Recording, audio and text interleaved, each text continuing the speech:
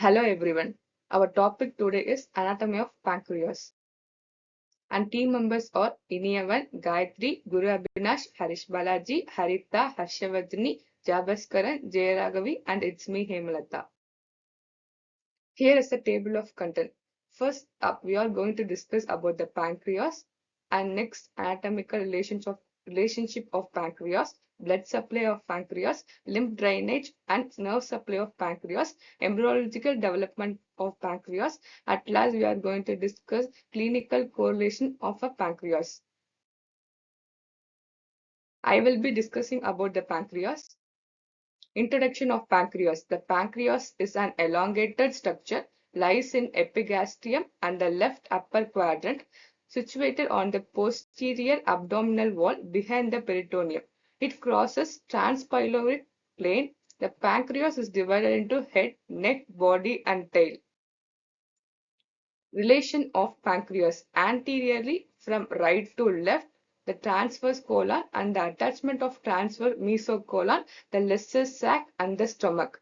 Posteriorly from right to left, the bile duct, the portal and splenic vein and inferior vena cava, the aorta, the origin of superior mesenteric artery, the left psoas muscle, the left suprarenal gland, the left kidney, and the hilum of the spleen. And next slide was followed by Haritha. Anatomical relationships of pancreas. Anatomical relation. The head of the pancreas lies in the loop of the duodenum as it exits the stomach. The tail of the pancreas lies near the hilum of the spleen. The body of the pancreas lies posterior to the distal portion of the stomach between the tail and the neck and is unlabeled in this drawing. The portion of the pancreas that lies anterior to the aorta is somewhat thinner than the adjacent portion of the head and the body of the pancreas. This region is sometimes designated as the neck of the pancreas and marks the junction of the head and the body. The close proximity of the neck of the pancreas to major blood vessels, posteriorly including the superior mesenteric artery, superior mesenteric portal vein, inferior vena cava, and aorta, limits the option for a wide surgical margin when pancreatectomy, surgical removal of the pancreas is done. The common bile duct passed through the head of the pancreas to join the main duct of the pancreas near the duodenum. The portion nearest the liver lies in a groove on the dorsal aspect of the head. The minor papillae, where the accessory pancreatic duct drains into the duodenum, and the major papillae, ample of vital, where the main pancreatic duct enters the duodenum. The anatomical image of pancreas. And the next slide was followed by Harshavardhani. Blood supply of pancreas. Artery supply of pancreas. The pancreas receives its arterial blood supply from multiple branches originating from both the celiac tract and the superior mesenteric artery.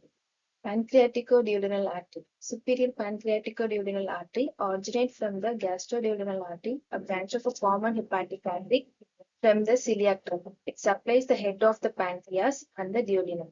Inferior pancreaticoduodenal artery arrives from the superior mesenteric artery and also supplies the head of the pancreas. Splenic artery branches. Dorsal pancreatic artery, a branch of a splenic artery, supplies the body and the neck of the pancreas. The great pancreatic artery. Arteries of the tail, the largest pancreatic branch of the splenic artery that supplies the tail of the pancreas. Caudal pancreatic artery. Another splenic artery branch supplying the tail region, followed by Iniyavan.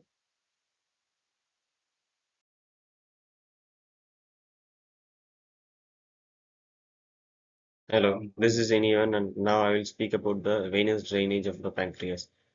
Venous drainage of the pancreas generally parallels the arterial supply with the pancreatic veins draining into the portal vein system. The first one is pancreatic veins. Veins from the head of the pancreas drain into the superior mesenteric vein, that is SMV, which joins the splenic vein to form the portal vein. Veins from the body and tail drain into the splenic vein. And second one is portal venous system. The splenic vein and superior mesenteric vein unite to form the portal vein, which then carries the blood to the liver for filtration. These intricate blood supplies ensure that the presence of pancreas receives rich blood flow for both its exocrine and endocrine functions. And as we can see from the image, and this is the backward side of the image of a stomach, where we can see the pulmonary vein clearly. That's in blue color. Hello, I am Harish Balaji. I am going to explain about lymph drainage and nerve supply of pancreas. Lymph drainage. Lymph nodes are situated along the arteries that supply the glands. The efferent vessels ultimately drained into the silica and superior eccentric lymph nodes. Nerve supply. Sympathetic and parasympathetic vagal nerves. Fibers sup- supply the area. Sympathetic innervation comes comes from the silica plus and superior mesenteric plus. This innervation helps regulate the blood flow and enzyme secretion in response to stress. Parasympathetic innervation provi- provided by the vagus nerve, cranial nerve, which stimulate the pancreatic enzyme secretion and promotes insulin released by the islet cells during the digestion. Hi guys, I am Guru Abhinash. Now we are discussing about embryological development of pancreas.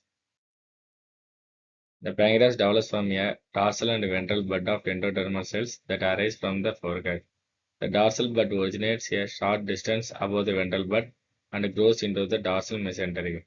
The ventral bud arises in common with the hepatic bud, close to the junction of the forehead with the midgut. A canalized duct system now develops in each bud. The rotation of the stomach and duodenum, together with the rapid growth of the left side of the duodenum, results in ventral bud coming into the contact with the dorsal bud and fusion occurs. Next one is followed by Jabas current. Thank you. Hi, this is Jabez. Further, we continue the embryological development of pancreases. Fission also occur between the ducts, so that the main pancreatic duct is derived from the anterior ventral pancreatic duct and the distal part of dorsal pancreatic duct. The main pancreatic duct join the bile duct and enter the second part of duodenum. The pancreatic islets arise as small buds from the developing ducts. Later, these cells serve their connections with the duct system and from isolated groups of cells that starts to secrete insulin glycogen at above the 5th month. You see the picture. This is the embryological developmental stage. In infant stage, it is the pancreatic bud, dorsal side and ventral side. After that, it will be enlarged. In adult stage, it will be in a completely developmental stage. Further discuss to continue by colleagues. Clinical correlation of pancreas. Ectopic pancreas. Ectopic pancreatic tissue may be found in the submucous of the stomach, duodenum, small intestine, including Meckel's diverticulum and gallbladder and in the spleen. It is important in that it may be protrude into lumen of the gut and it be responsible for causing intersuspensions, followed by gyrarrhea. Congenital fibrocystic disease. Basically, congenital fibrocystic disease in the pancreas is caused by an abnormality in the secretion of mucus. The mucus is produced in the excessively viscid and obstructs the pancreatic duct, which leads to the pancreatitis with the subsequent fibrosis. This condition also involves the lungs, kidneys, and liver. The next slide is followed by Japestara. Now we discuss one small diagnostic questions. The question: a 55-year-old patient present with jaundice, weight loss, and abdominal pain. Imaging the studies reveal a mass in the head of pancreas. Which of the following is the most likely diagnosis, and what is the primary concerns related to these conditions? Answer: the most likely diagnosis is pancreatic adenocarcinoma partially if the mass is located in the head of the pancreas.